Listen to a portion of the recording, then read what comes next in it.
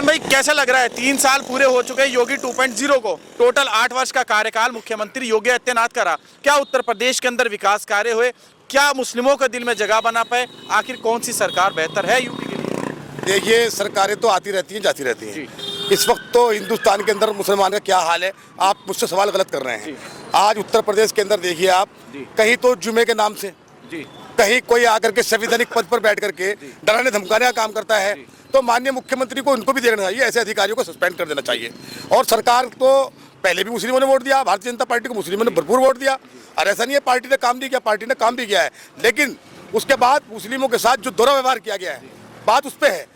एक संभल के अंदर सिंह हैं, वो आकर के कहते हैं कि 52 जुमे आते हैं साल भर में, ईद और वो क्या नाम होली एक बार आती है।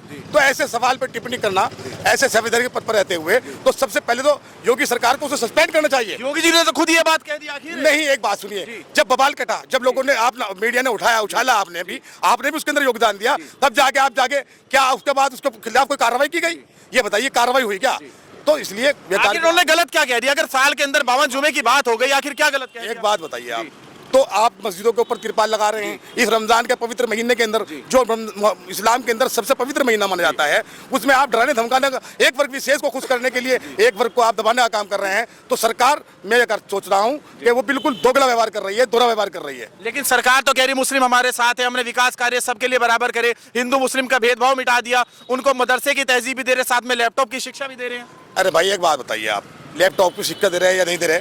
आप ये देखिए उत्तराखंड में क्या हो रहा है, यूपी से शुरू हुआ बवाल, अब मुद्दों से भड़काने के लिए भारत के अंदर 1-2 मुद्दे और चल रहे हैं।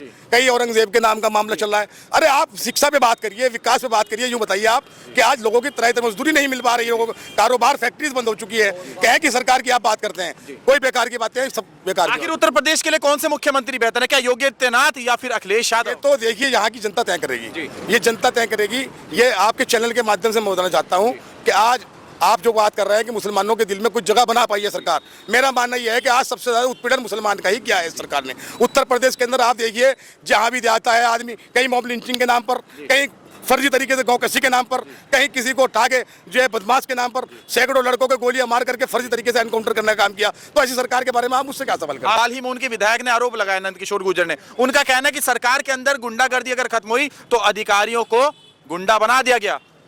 देखिए, अधिकारी तो अधीन होते हैं सरकार के, जो सरकार कहती है उस पर चलते हैं। लेकिन अब आप ये देखिए, ये जो भेदभाव हुआ, उस भेदभाव के खिलाफ है पब्लिक, सरकार के खिलाफ नहीं है। सरकार को ये चाहिए, जैसे अभी हमारे यहाँ महाकुंभ हुआ है, महाकुंभ के अंदर आपने कहा कि यहाँ मुस्लिमों की एंट्री बंद है, आपने किसी को कैंप नहीं लगाने दिया, किसी को दुकानें नहीं लगाने दी, तो इससे ज़्यादा दुर्व्यवहार और क्या होगा मुसलमान के बाद? फिर उसके बाद अपना मन बड़ा दिखाया मुसलमान ने, जब वहाँ भगदड़ मचती है, सरकार विफल होती है, फिर मुसलमान आकर के अपने मदरसे खोलता है, अपनी मस्जिद खोलता है, अपने सारे दरगाह खोलता है, उनकी मदद करता है। कुछ टाइम वो ये नहीं देखता हिंदू मुसलमान क्या है, वो ये देखता है कि आज मानवता की साथ परेशानी आ गई है, मानवता के हिसाब से वो खड़ा होता है।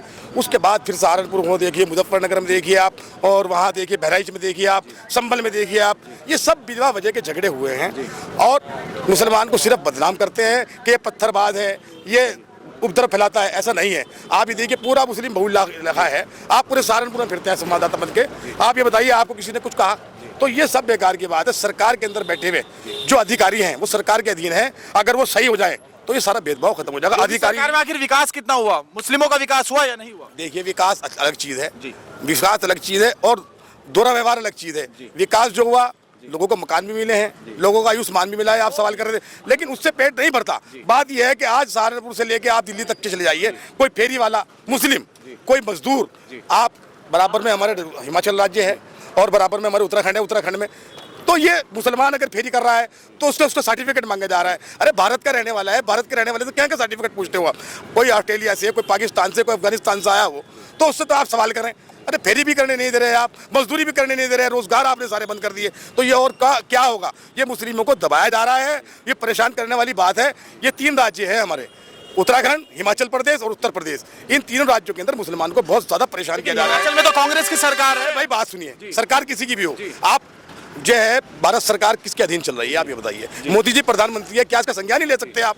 तो आप पकड़ रहे हैं और 50-60 हिंदू भाई इकट्ठे हो जाते हैं, मुसलमान को पकड़ के पीटने का काम कर रहे हैं। सिर्फ इसका हमें परेशानी का ये बताइए।